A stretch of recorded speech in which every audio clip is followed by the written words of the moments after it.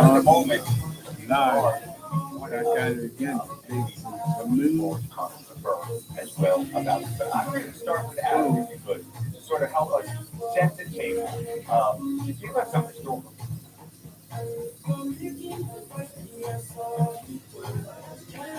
context to this moment, because there are some remarkable parallels. We are going through a remarkable boom right now. Some of it's technology related. There was a technology related issue then. There were all sorts of monetary issues then. Tariffs came a little bit later, but you can start to see what that looks like.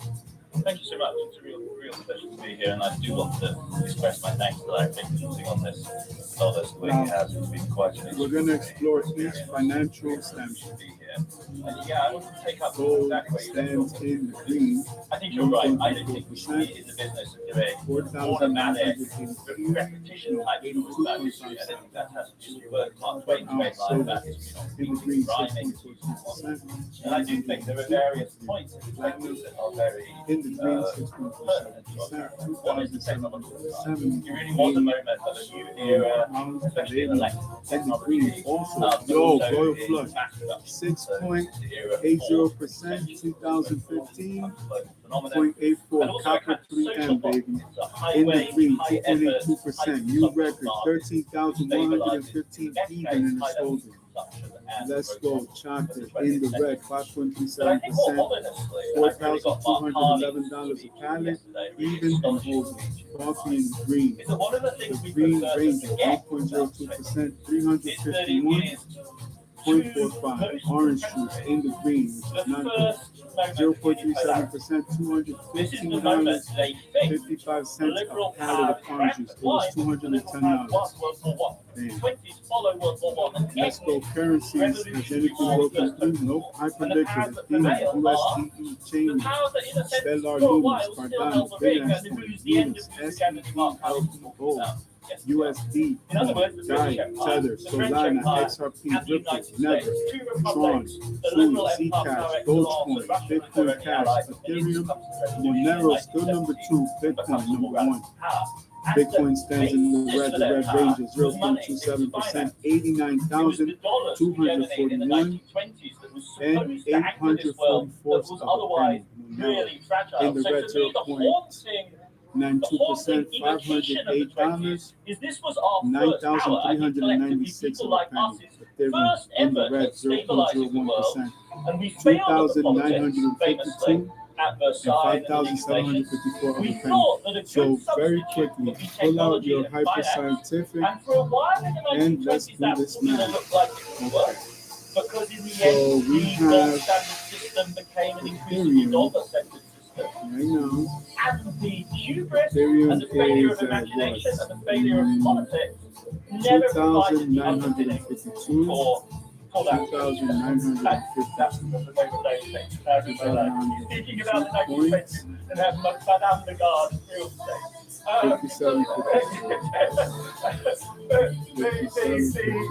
57. Now we're going to subtract the price of spot gold per ounce, so we can do business properly.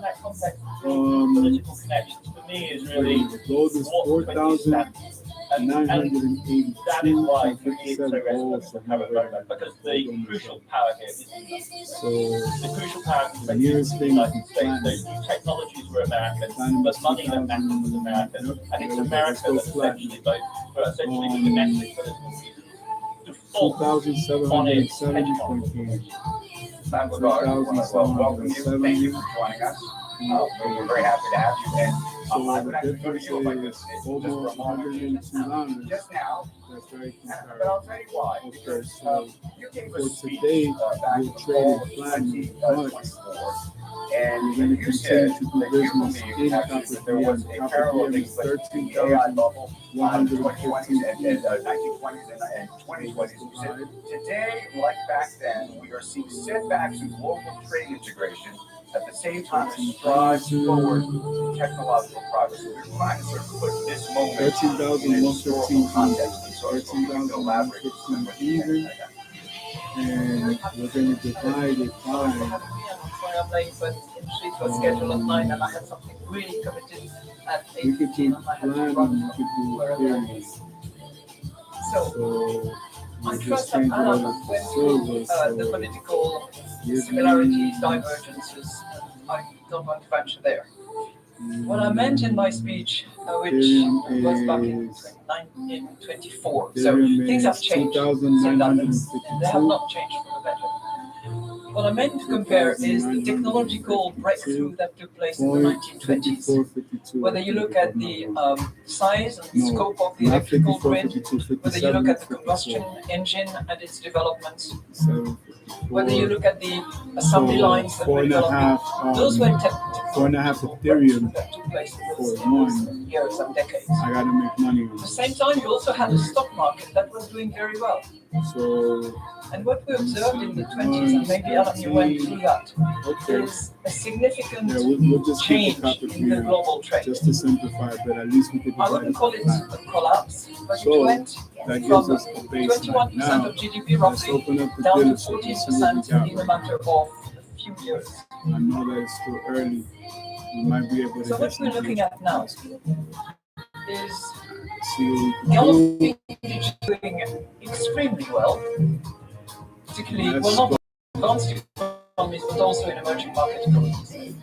And we I are wanna do seeing that. a fragmentation Let's go of Rolls Royce. Let's just geopolitics, see what's more on that and to be continued, what we could do. which is Maybe we accompanied by could an get some trade. increase of See what we got, see what they got. the import and export restrictions in almost all We'll check categories of products. inventory and divide. And then one So- side. And this is unprecedented as long as Everything in WTO observes engineering, the real restriction. estate. We're not seeing yet the collapse of trade in the numbers that I have But mentioned. you know, if I Not do yet. this, process It's is still right? holding. It's declining a bit, but it's still. Question is that going to hold? But the key point that I would like to make, if you give me a little more time, is the big difference between the 20s and now, in a way, which makes the current situation more unpredictable and probably more icy. We just came back from this cold out there, so icy is a good word for that. It's the fact that those breakthrough of the 1920s could diffuse, to use a No, it's not about just checking investments. could It's diffuse about within national checking territories. the You inventory. did not necessarily the network in effect that you need.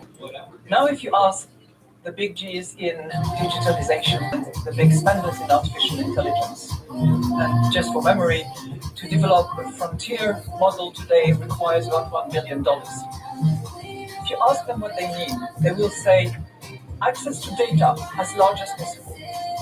They will say scale in order to really amortize the investment cost of the development Everything of copper models. 3M, everything And that could be theory. significantly jeopardized. If we have limited access to data because of different privacy laws around the world, and more protectionist barriers that would prevent the scaling of these investments. Now, I might be having Allow your an overly negative and pessimistic view of Let's what do we are seeing at the the moment, but Forex I think that's a real conversions. threat. And the development of AI, So, the gain of productivity that we hope for, Let's go. is difficult to reconcile with fragmentation in terms of standards, licensing, access. And I would contend that this can only be remedied by a degree of cooperation.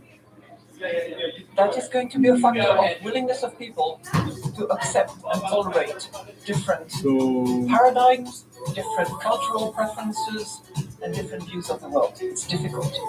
Larry, can I speak to that? Because I can tell you're thinking about it. Well, I spent a lot of time on it. okay, this is 15 million. Foundation of the major issue. But Emirate, Turn right? the lens a little bit. 15,250,000. We don't cooperate. We My don't price. scale. China wins. There's enough population there. Oh, get the fuck out of here. Hell no. Yeah. You want the roast at 8 million. Right now, black on black, the only one in the world. 8 million. That car is not going for anything less than $8 million. You can take that one off the line. If I can use my brother, that car's going for $7. That means that I'd rather say we need to spend more money to make sure that we're properly get to The China. only AMG one that's for sales, the one with no livelihood. University has rated. Not even that. They're there, they're obvious, they're things that we need to be Yeah, that one is not addressing. not. Right now, at this point now, 8 everybody minutes. believes there's I'm going to gonna be a give you 8 massive minutes. change for We'll put it on auction right now. For 8 minutes. 8 minutes, take it. information from AI. The The price key is to going that to is go making up. sure that the demand only comes if technologies diffuse Price is for only going to go up. more applications, more utilizations. If technology SPJ is off just the the demand of line. the six hyperscalers, 240 is off the we will line. fail. So Mm, to me, it is that we're and we the don't sorry have cars are enough not mine. Those cars information are yet. not for It's sale. the key to how fast we diffuse it. How quickly is it adopted in the document? Dios lo bendiga, sobrino. Key characteristics. The parallels for me for 1929 and Seto Fioriano, I got a friend evolving of mine into who might 2029. want to buy that car, might To be me, the big interested. two factors that are, to me, the limiting factors are going to be, can we ST, grow they take all of our them together, they economies cannot have anyone. fast enough to overcome our If there was a deficits? collection or they stay That's to be together. one big issue, especially with the rising deficits of the I have a family member for each one of those cars. I'm gonna let them and go. the two, the capabilities of GT3 the capital RS, markets to that's a continue trading, to you fund guys can sell that car. these investments, to make the Western economies having the capabilities to have that J curve. You know why they closed the adoption of rest? technology. Because Let me ask you, let me go to Ken on this, and to reflect of something actually Larry's talked about, actually Larry wrote a letter called the democratization of finance.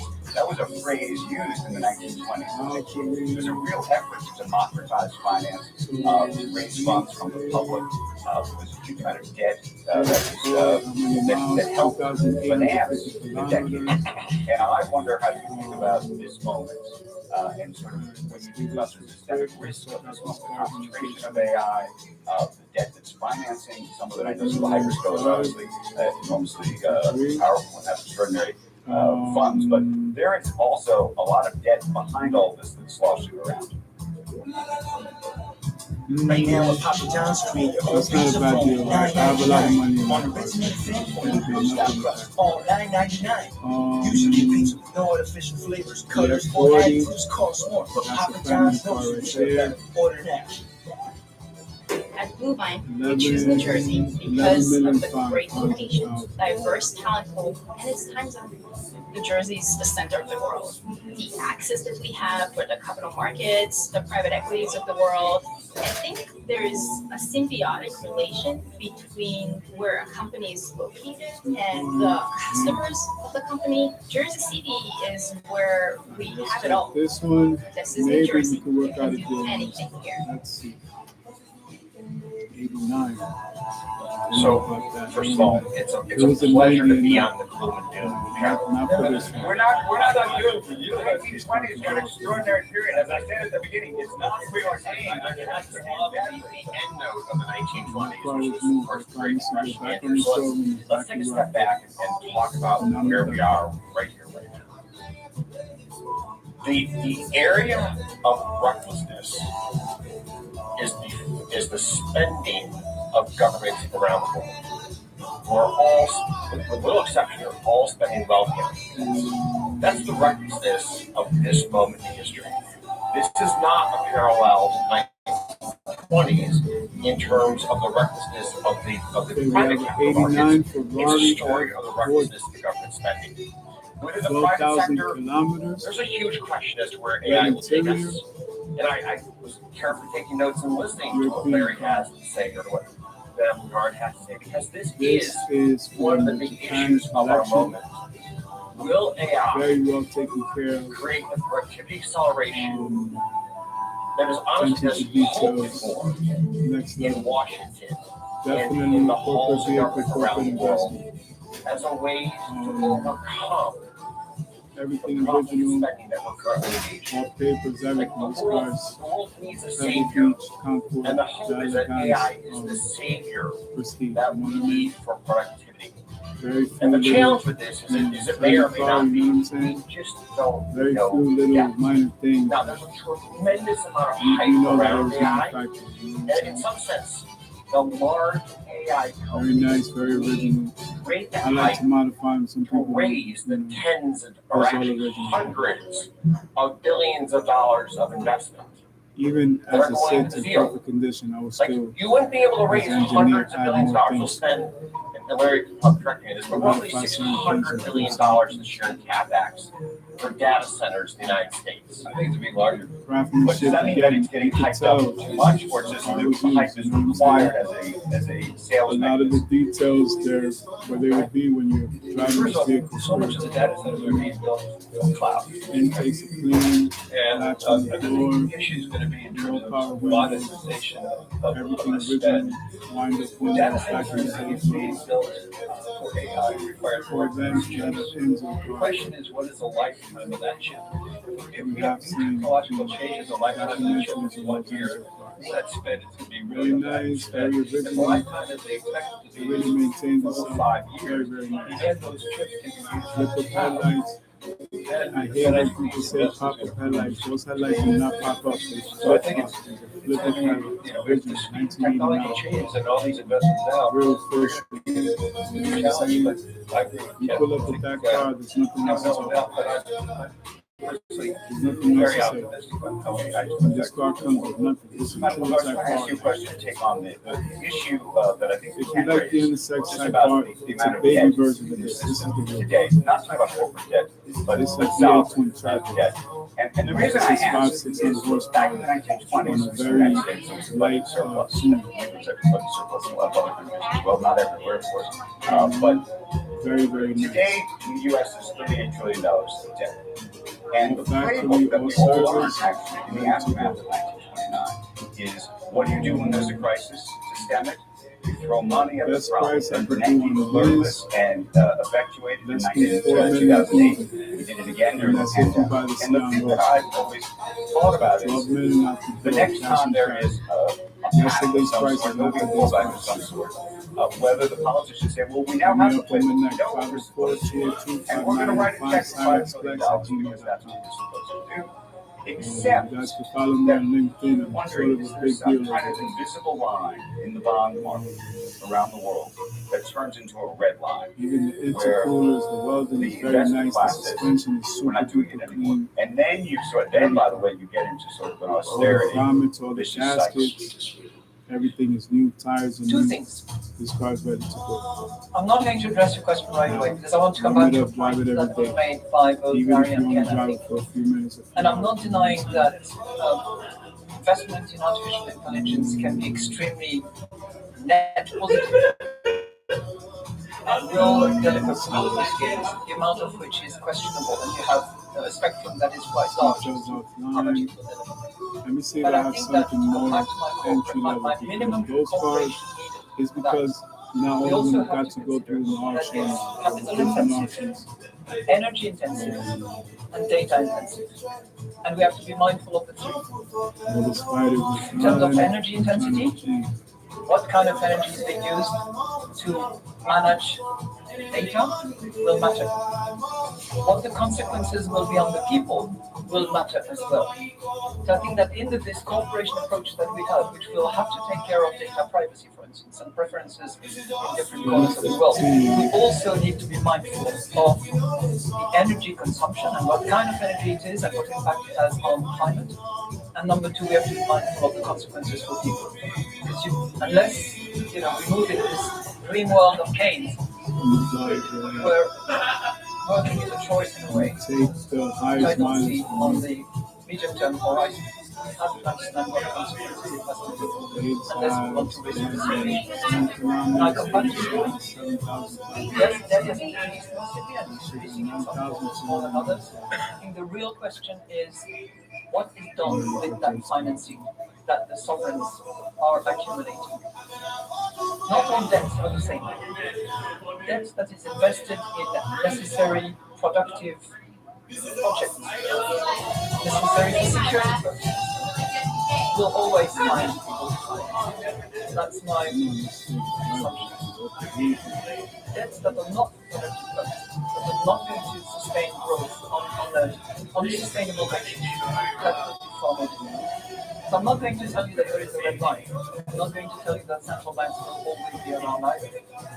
But I think that nature, the purpose of which debt will matter more than the actual volume. Speak to what you just said something very interesting. No, I'm You not said going to speak more to it. no to the idea that central banks might not always be around. What do you mean by that? Look, I went through my lot of crisis, as many of you have as well. And I remember the days when it was mentioned that central bankers are the only game in town. This is not the right approach to a balanced and durable equilibrium. Measures have to be taken by fiscal authorities. Reforms have to be undertaken. The purpose for which spending is organized has to be thought through, and the consequences on the people if we want society to stay together. So just, I'm not trying to word here, but are you basically saying that in our legislative branches around the world, we have abdicated responsibility of being fiscally prudent and thoughtful as to how we use society's resources, and have become overly reliant on central banks to continue to try to keep the economy going in the right direction against this onslaught of reckless spending? I'm not suggesting it's the case now, but we have observed things.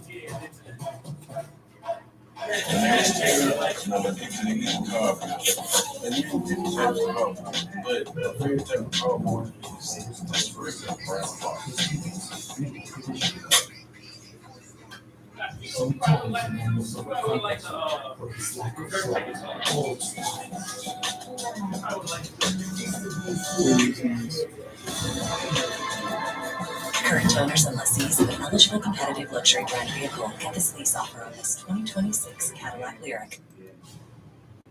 Hey, did you ever call pest control for the termites? Days.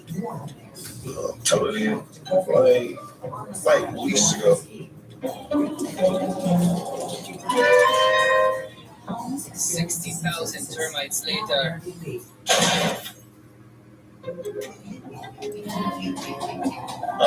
I didn't call. I know. I'm gonna call Dave's Pest Control.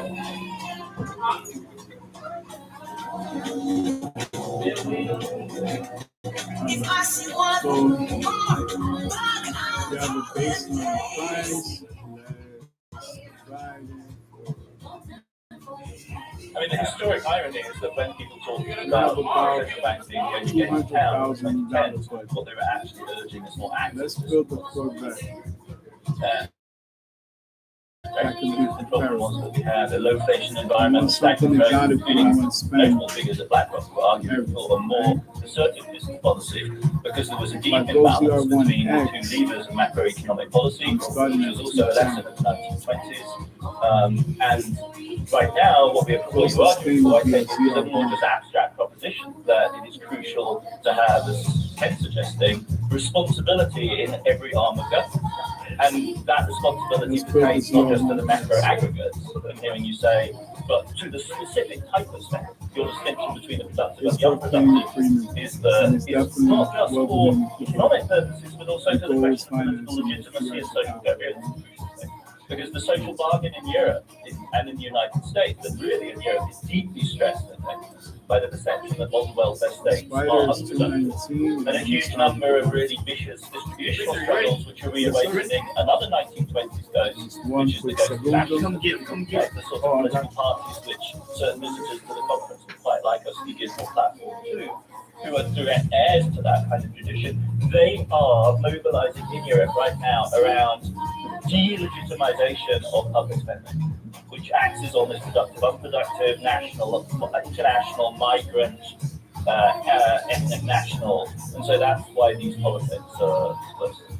Adam, in 2010, the mantra was too big to fail, which Andrew wrote about, but because of that mantra, too big to fail, there was a societal view about bailout. So there was not much stimulus as much as necessary. But I sabe que I yo would doy say clase de the ingeniería learning lesson from that was y estoy dando una clase where you could argue we used huge amounts of fiscal stimulus, probably too much, looking backwards. So I actually believe, Ese es mi sobrino, el uno de los dueños. Los sobrinos míos son which lever to pull. uno tiene 25, el otro ya va por So 27. I think Europe especially. Ahora pagar taxes, a tener muchachos y familia, porque ustedes que no es fácil la cosa, ¿verdad? In the 2020, because of Dios lo COVID, bendiga, primo. Buenas noches. ¿Cómo lo podemos atender It also por el depends día on de what hoy? structure you have. Again, the Europeans have jobs that essentially have Esos cortes de pelo, la media cero, people in employment, whereas America surged in employment in 2020. Arriba le meten la tijera un poquito. y sí, me le cortas una pulgada y media acá arriba. Rely on this Le sugar high, quito una pulgada y media como esa cantidad. Ajá. Entonces todo para adelante, tiro soja y nada al frente. Entonces aquí le arreglamos el candado o No, este no me lo toco, este no, este está bien así. lo dejas así, no se lo limpio por afuera, nada. No, No es adicional, hay que irlo todo con su recorte. no, está bien, este no, ahí lo dejas así. Ok, y las cejas, me gustaría que dividamos las cejas. No, ¿no? está bien. ¿Podemos limpiar por afuera de las cejas o no? No, Ok, está bien. perfecto. Yo voy a tener la música, todo que da, como pensaba. Si me necesita, por favor, levante la mano, lo puedo escuchar, pero muy bonito. Yo voy a viajar al futuro, regreso en un segundo, ¿ok? Demos un segundito. Tengo que programar esto. Usted sabe que yo soy líder de carro. Hay que decirle que me lo manden porque, son casi 3 millones de dólares aquí, pero allá son 11 millones y medio. Uno no se puede equivocar con eso.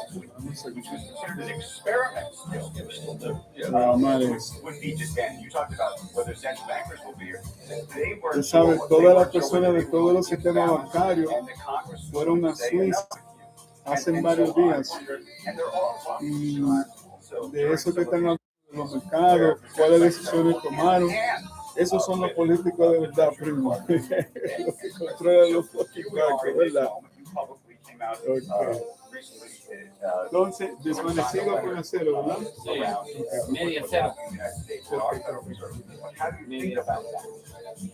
First of all, I would distinguish between what, but tribute to your work, because you really went into great details about how they thought in those days and what their fear was.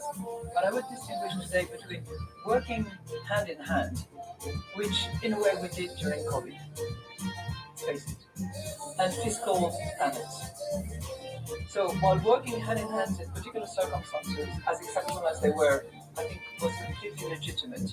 Whether there was more, too much, I think it's a good debate to have, and what form it took is also an interesting one, because between the shock absorber on one side of the Atlantic and the fiscal spending straight to the consumer, I think the jury is out as to what was the most efficient. But fiscal dependency is another matter, which I would strongly argue against. For me, the great champion and hero of breaking the back of this dependency of central bankers was Volcker, who took the risk, major one, to really affect the economy, jeopardize the economy, to make sure that price stability would be delivered. And I think the standing he had with President Nixon at the time, in order to demonstrate the independence of the central bank to restore price stability, is something that we should, keep in the back of our mind. I'm not going to comment on what's happening just right now, today actually. Suffice to say that with a couple of other colleagues, we did take the initiative to argue in favor of central bank independence in the context of what happened about a week ago. One of the really fascinating things is that the very idea of central bank independence is a product of the 1920s. And it's a product of the 1920s because most central banks, unlike the Fed, are old. Like Bank of England and the France. And what they have to tackle in the early 20th century is the emergence of modern democracy. Modern democracy being multi-party, populist, social democrats, right-wingers. And it's in that context the Fed is then born into the crisis. One of the reasons America doesn't have a central bank earlier is it is a democracy. And capitalist democracies are contentious, and money is contentious in capitalist democracies, and central banks are incredibly contentious, and America doesn't get there until the compromise of 1913 under Wilson. Whereas the others, the British, the French, the Germans, of course, course, have to actually figure out what it means to do market-centered, finance-centered, bank-to-bank banking in an actual live social democracy. And it's out of that this notion, from the very beginning, it was always agonistic to populist democracy. From the 1920s onwards, like the phrase is Montague Norman's phrase, naive-proof. Right? You want to make the central bank naive-proof, which has a certain resonance in the current moment. Right? You need to make the central bank institutions proof against those kind of pressures. And it's been, I think, one of the productive sites for thinking about the relationship between expertise, politics, and the pressures of the market ever since. Multiple might have different views about, but he certainly, I would entirely agree with you, set the paradigm of the modern independent central bank. Whether one likes the paradigm or not, but it's clearly the definition. Like under Carter, into Reagan, withstanding the pressures of the Reagan presidency, amongst other things. But just to put things in context, the modern central bank represents the reality that we are not on the gold standard that we were on back 100 years ago. And I'm not advocating we should be on the gold standard. It's just a very different world. And then the second salient difference between today and going back 100 some years ago is that debt is ubiquitous.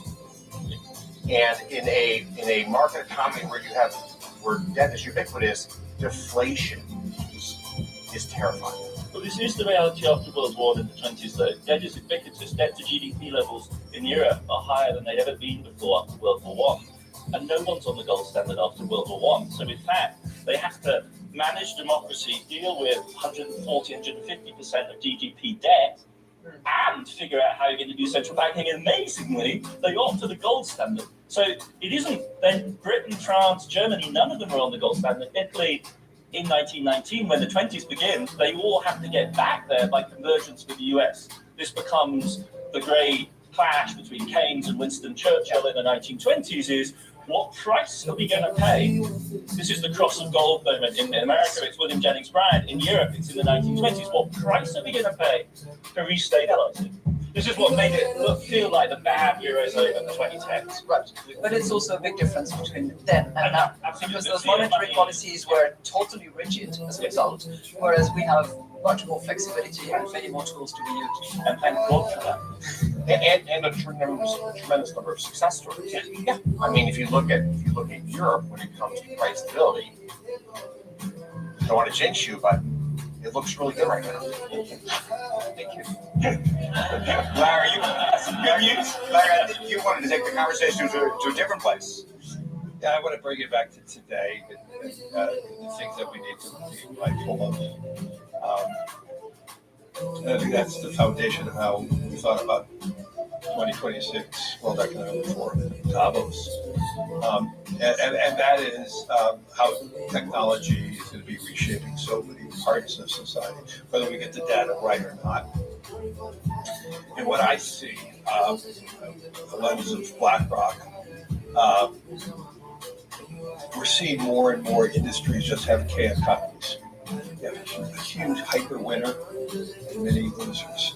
And the winners in almost every industry are the scale operators who have the opportunity, the internal cash flow, the earnings power to quickly use AI more readily. In the name of like Walmart, they have such fantastic knowledge of inventory control that is beyond almost any other retailer. They understand consumer preferences immediately when a consumer buys something, the thing is taken off the shelf. They can navigate one store versus another store. And you're seeing that in their results. You're seeing them having quarter after quarter achieving higher returns. And at a period of time when a lot of retailers are really struggling, we had the bankruptcy of Saks and all that. And I see that in every industry. And we're probably going to see that maybe in every country, that the scale operators right now are winning. And that does not translate into a broadening of the world's economic economy. And in many ways, it may be narrowing. And to me, it's getting back to what Christine was talking about. How quickly can we see the adaptation and the democratization of AI and technology is going to be the real pivotal point. Can AI be inexpensive enough? And ubiquitous enough that it can be spread across small businesses, medium-sized business, and they can grow and have the same advantages of the scale operator. But in this period of time, though, the scale operator is winning. I mean, I see that in the asset management industry. The scale operator is having better connection because of utilization of more technology. And I think that's just at the beginning stages. And it's going to represent some huge social issues. Can I just pivot for a moment and just throw one other big issue that happened, not actually in the 1920s, but technically in 1930, that I think is very much on everybody's mind here, talking about parallels, which is that in 1930, President Hoover, who had gone around so desperate to get votes to win the election in 1928, to get votes from farmers, that he pledged to them that he was going to implement tariffs. And 1930 comes around. We already had the crash in 1929. Every economist and banker went down to Washington on their knees and said, please run through this. I beg you, do not implement these tariffs. And of course, because he had made this pledge, he captured these votes, said he needed to go forward with it. And then, of course, a year later, trade had fallen by 60%. I'm curious how you think about that in the context of where we are now. I imagine the president may even speak about tariffs later today. And also not just what happened in that moment when trade dropped by 60%, but how long it took for some of those tariffs effectively, and because of the politics, to effectively get unwound and moved us into a more global order that may be getting undone in this particular moment. Who wants to take that on? I mean, I hear Larry Steer to not say much more about history, so I'm going to pivot to the present and say the big difference is this issue with fiat currency. Because what really drove the collapse of global trade in the early 30s is the combination of tariffs with currency disorder, the collapse of the gold standard in 31, and then the introduction of massive amounts of quotas. We are a very long way away from that kind of world in the current moment. So bad as these look much more like classic trade war kind of tariffs. It's not great, especially given the volatility of the tariff regime at the moment. That's what really makes it odd historically, is that we just literally don't know from week to week what the American tariff will be. But that, I think, is a kind of relatively calming. This is one of the axes I don't see any cause for panic over. Do you see do you see these tariffs as a permanent state? If we're all sitting together 20 years from now, would the tariffs that we're all living through today still be in place to some degree, and that splintering of what our globe looks like and the kind of conversations we have? I certainly hope not. But let's see in 20 years' time. You might be here, I might not. But again, I think what matters is to sort of go under the skin of those tariffs and see who is bearing the brunt of it. And we might be surprised. I haven't seen many studies, but there's certainly a study by the Kiel Institute in Germany that identifies the US consumer and the US importer as the key carrier of the burden of tariff. If I look at the US-Europe relationship at the moment, from 2% tariffs back a year ago, we are now at 12 point something tariffs, average across the euro area. With the threat that is looming around, we would move up to 15% on average. With heterogeneity, if 96% of that is on the US consumer and the US importer, I don't think that's a very good outcome, particularly in terms of inflation. So I think we need to really go into what are the consequences, what is the spillover impact, what is the inflation outcome as a result, and how is growth affected by that. And you've been doing the math on that. What do you think? Shop our selection of top-rated Valentine's gifts at lovehoney.com. You've got ideas, a new project, a renovation that's been waiting. Bauer gives you the power to build, fix, and upgrade at prices that deliver more for your dollar. Bauer, heavy duty guaranteed. Morrissey is now playing in theaters. Detective Raven, this is Emerson Capital Court. You're charged with the murder of your wife. Prove it. Every camera, cell phone, and database is at your disposal. Let's see the cameras. Someone was in our basement. I don't want to ride. You must move from one piece of the puzzle to the next. Bring it back. Pause. And try to solve the mystery in IMAX. The clock is ticking. Morrissey, PG-13, now playing in theaters.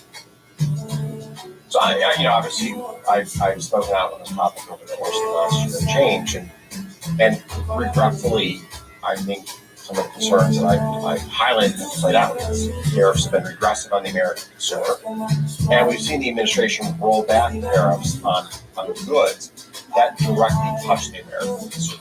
Not all goods, but many goods they've rolled back tariffs on. Number two is who pays for the tariff, right? With any tax, the tariff is a tax, there's always questions of who pays the tax. And in this case, it does appear there's been 2 or 3 studies that have been done that the incidence of this tax is falling on the American consumer and the American corporation and not on foreign companies. And then, of course, cronyism is a constant here with tariffs, that you create an environment where the company most connected to Washington is the company that curries favor. And that puts small and medium enterprises at a real disadvantage.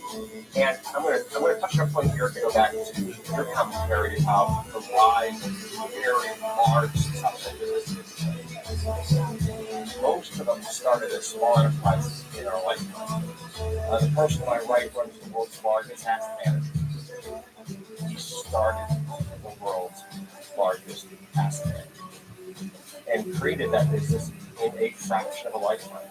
It's a tremendous success story. It's the story of the vitality of the U.S. economy, that small and medium enterprises in just a few decades can thrive and become global leaders. In fact, if you look at the AI firms of today, everyone's talking about Anthropic and OpenAI. Anthropic didn't exist a few years ago. OpenAI didn't exist 15 years ago. NVIDIA was a company that made video game processors. The 3 largest mindshare names in AI are all effectively less than roughly 10 years old. And it's that vitality that draws capital to the United States that does fuel the economic prosperity of America.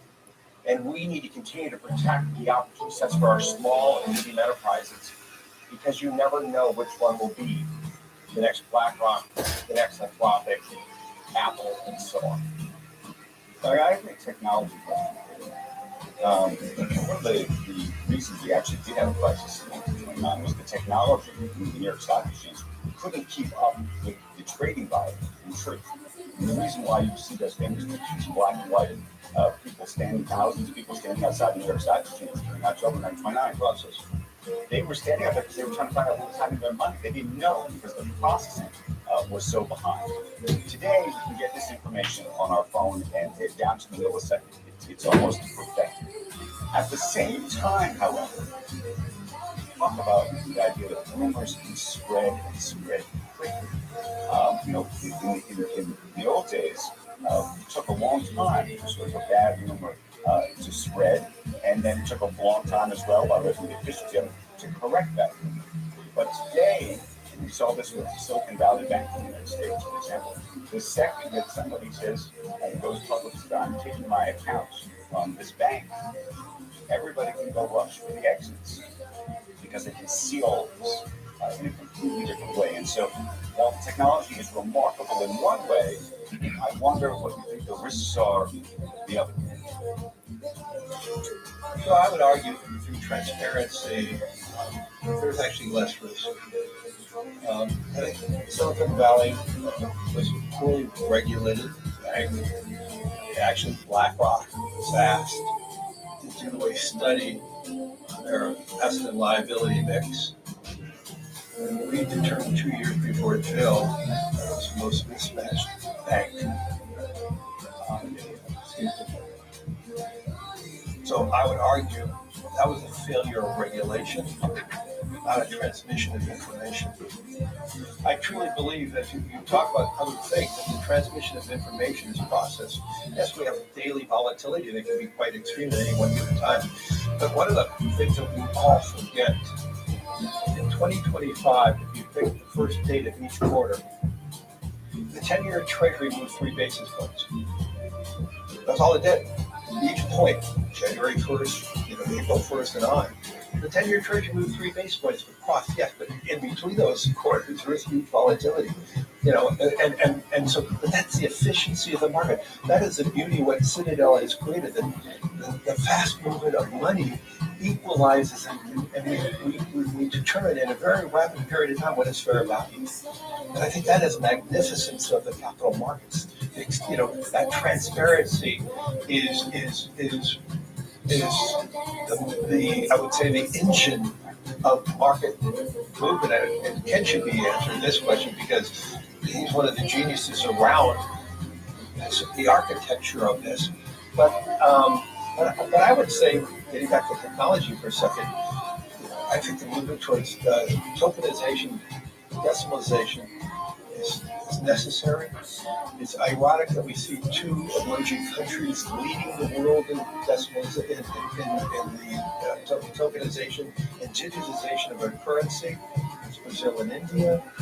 I think we need to move very rapidly to doing that. We'd be reducing fees. We would do more democratization by reducing more fees if we had all investments on a tokenized platform that you move from a tokenized money market fund to equities and bonds and back and forth.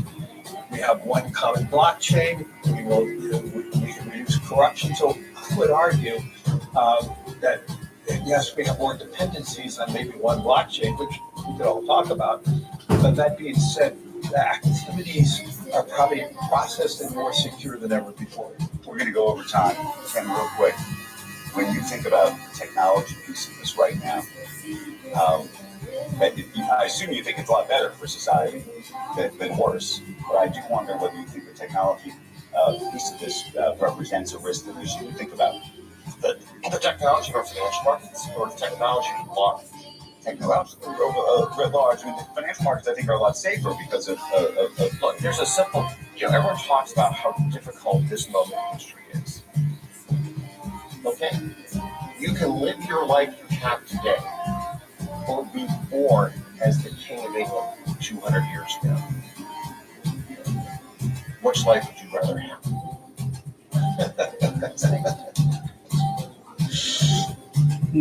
Final word. Final word to Madame Lagarde. We're out of time. In history, what year do you think we really are in? What is the closest analog? I'm reminded of a quote by Hamilton to King George. What comes next? I think that's what we all wonder. What comes next?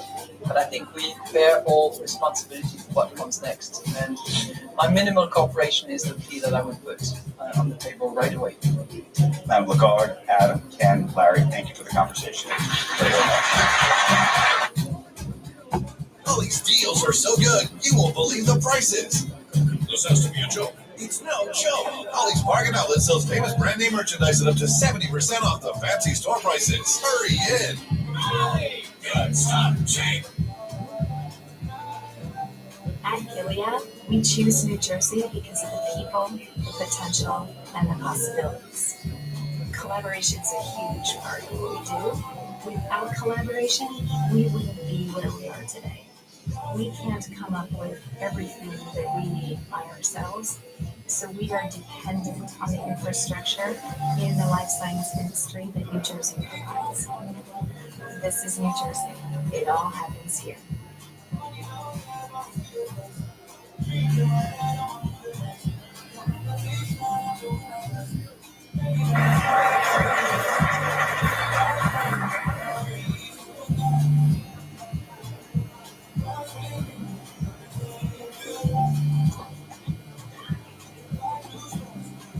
Good morning, everyone. It's really nice to be back here at Congress Hall. Hopefully everybody had a good day yesterday and are enjoying it today. It is my real pleasure to introduce Jensen Wong, who is somebody I admire, somebody I've watched somebody who's been a teacher to me on the journey of learning about technology and AI. It was amazing watching how he led NVIDIA. And I don't measure myself on comparisons, but I like this one comparison. So since NVIDIA has been public, which was in 1999, same year as BlackRock. Oh boy. Okay. Now, NVIDIA's total return for its shareholders has been a compounded 37%. Just think about that. What would that mean to every pension fund that they invested in NVIDIA as an IPO? The amount of successes we have with everybody's retirement. At the same time, BlackRock's annualized total return has been 21%.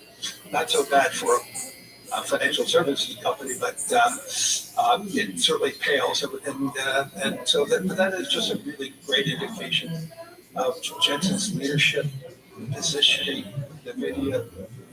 And also, it is a great statement about what the world believes in the future of NVIDIA. So, Jensen, congratulations on that journey, and I know we have many more years of that journey ahead of us. Thank you. I appreciate that. My only regret was at the IPO, after the IPO, I wanted to buy my parents something nice. And so I sold NVIDIA stock at a valuation of $300 million. And the company was at a valuation of $300 million. And I bought them a Mercedes S-Class. It is the most expensive car in the world. And they regret it. Do you still have it? Oh, sure. Yeah, they still have it. Yeah. Good.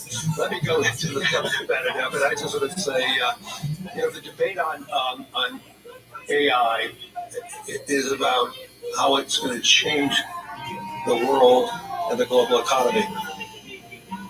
Today, I want to talk about how AI can add to the world economy, and how AI can increasingly become a foundational technology that everyone in this room can be utilizing, enhancing our lives, enhancing the lives of everyone in the world.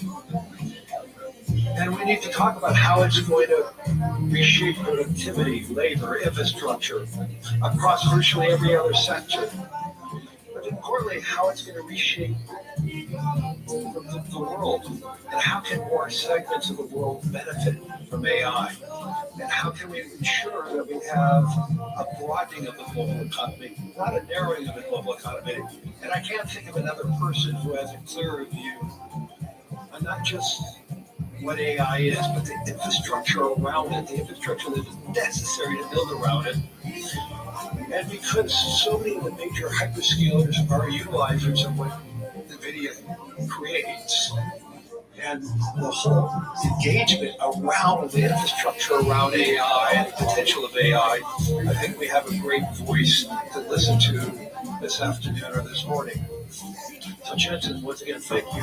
This is his first time here at the World Economic Forum in Davos, and I know you have a really busy schedule, so thank you for taking that time. I appreciate that. So let me go right into it. Why do you believe that AI has the potential to be that significant engine of growth? And what makes this moment, this technology, different than past technology cycles? Yeah, this is, first of all, when you think about AI, you're interacting with AI in all these different ways. ChatGPT, of course, using Gemini, of course, using Anthropic, Claude, of course, and the magical things that it could do. It's helpful to reason back to the first principles of fundamentally what is happening to the computing stack. This is a platform shift. A platform is something where applications are built on top of. And this is a platform shift like the platform shift to PCs. New applications were developed to run on a new type of computer. A platform shift to the internet, a new type of computing platform that hosted all kinds of new applications. A platform shift to mobile cloud. In each and every one of these platform shifts, the computing stack was reinvented and new applications were created. This is a new platform shift in the sense that today you're using ChatGPT. It's important to understand that itself is an application, but very importantly, new applications will be built on top of ChatGPT. New applications will be built on top of Anthropic Claude, for example. And so it's a platform shift in that way. AI is really easy to understand if you realize what it can do that you could never do before. The software in the past was effectively pre-recorded. Humans would type and describe the algorithm or the recipe for the computer to execute. It was able to process structured information, meaning you've got to put the name, the address, their account number, their age, where they live. You create these structured tables that software would then go and retrieve information from. We call it SQL queries. SQL is the single most important database engine the world's ever known. Almost everything ran on SQL before now. Now we have a computer that can understand unstructured information, meaning it can look at an image and understand it. It can look at text and understand it. It's completely unstructured. It could listen to sound and understand the meaning of it, understand the structure of it, and reason about what to do about it. And so for the first time, we now have a computer that is not pre-recorded, but it's processed in real time, meaning that it's able to take the context of the circumstance, whatever the environmental information, the contextual information, and whatever information you give it, it could reason about what is the meaning of that information and reason about your intent, which could be described in a really unstructured way. You describe it however you want to describe it. We call it prompts.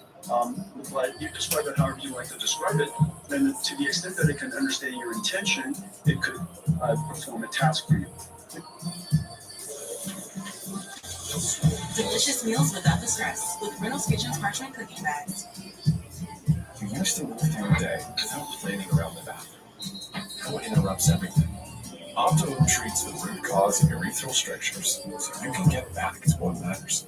Get support from people who understand at stricturerelief.com. Here's how finance team accelerating collections becomes working. First up, collection workflow. Build automations that set invoicing, document delivery, follow-ups, and more on autopilot. They make payments so breezy with a payment portal that lets customers pay how they want in their currency.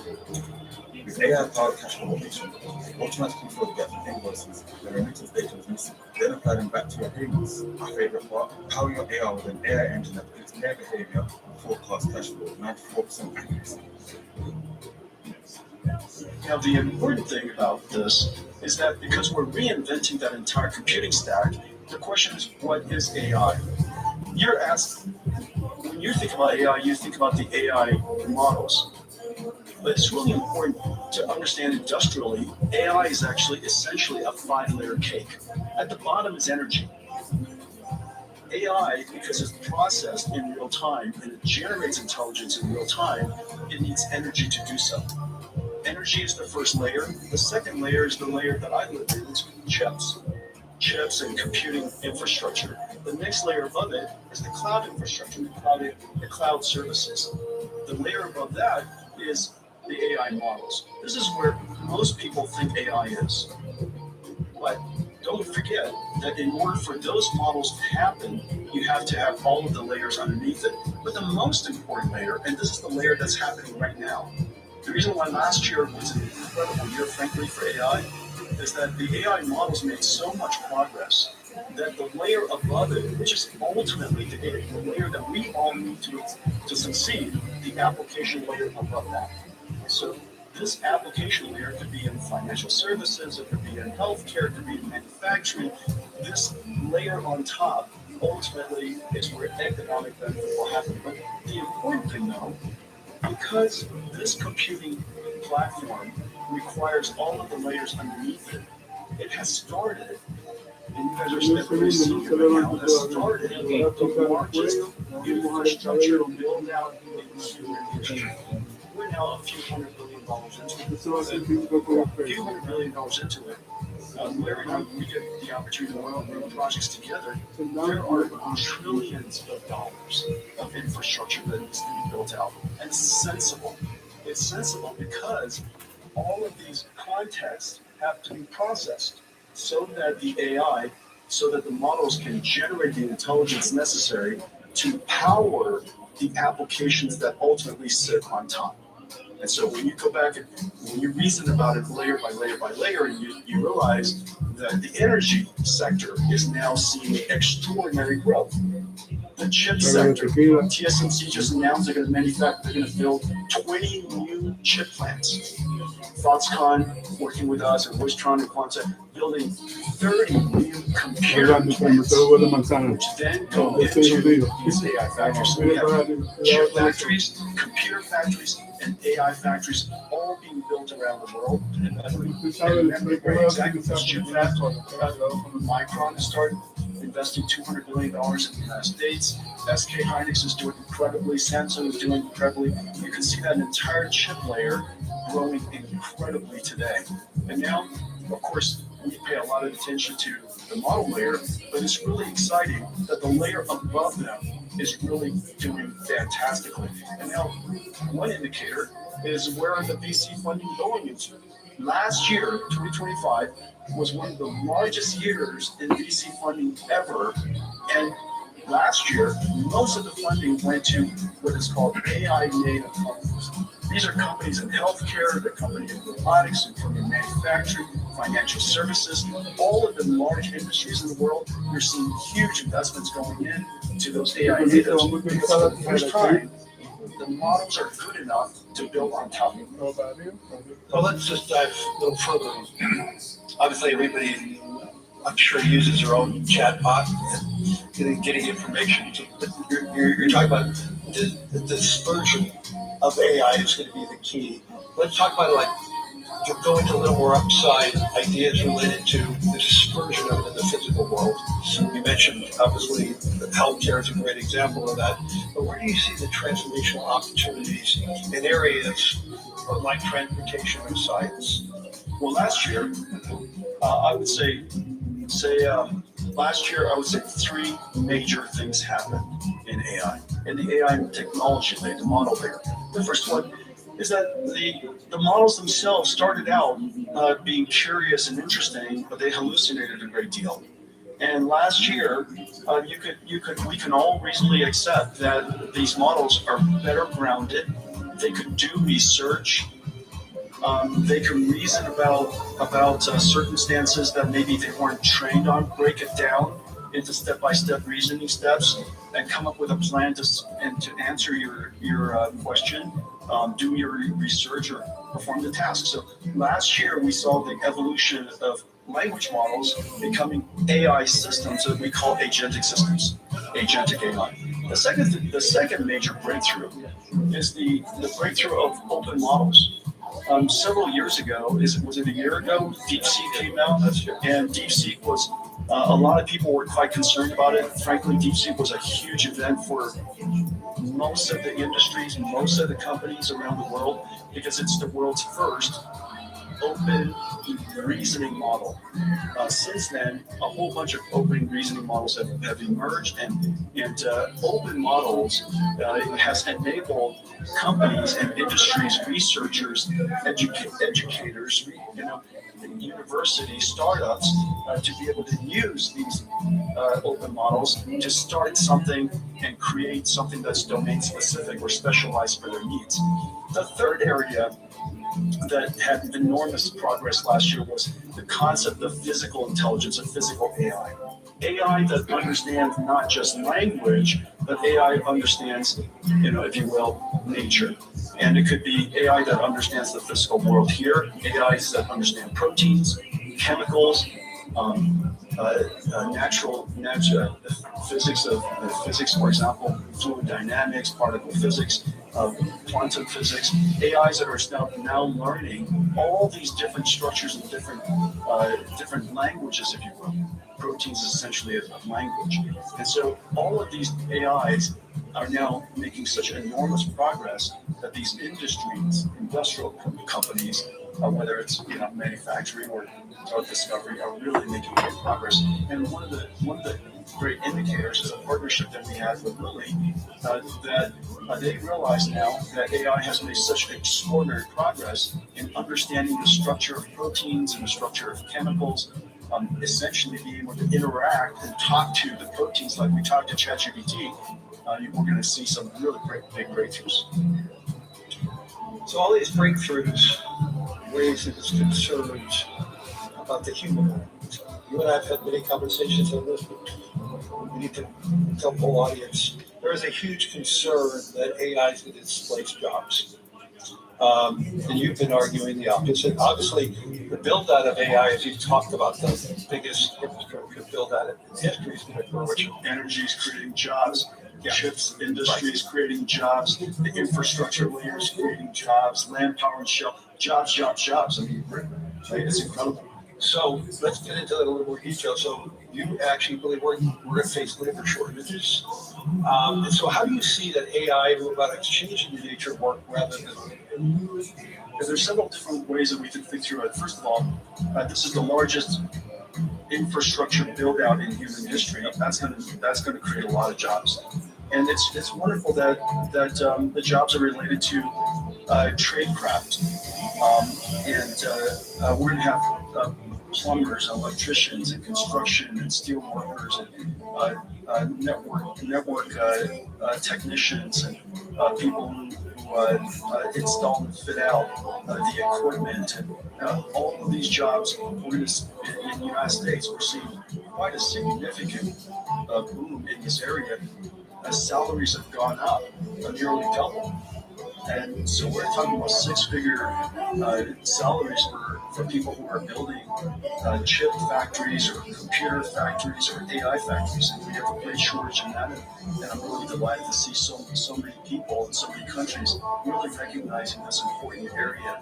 Everybody should be able to make a great living. You don't need to have a PhD in computer science to do so. And so I'm delighted to see that. The second thing to realize, and so we theorize about the automation of tasks and things like that, and what is the implication to jobs.